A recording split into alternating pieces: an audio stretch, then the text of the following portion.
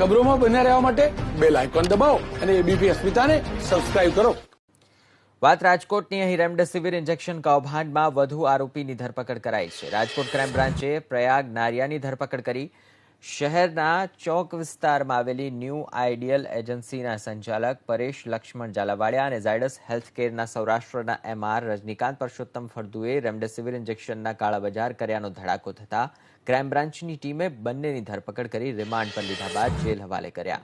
બંને શખ્સોએ કેટલા ઇન્જેક્શન કાળાબજાર કર્યા હતા તે જાણવા પોલીસે શહેરની અલગ અલગ હોસ્પિટલના ડોક્ટર્સ અને કોરોના સંક્રમિત દર્દીઓને બોલાવી પૂછપરછ કરતા દવાના વધુ એક વેપારીની ભૂમિકા બહાર આવી, જેને લઈ પ્રયાગ નારિયાની ધરપકડ કરાઈ છે.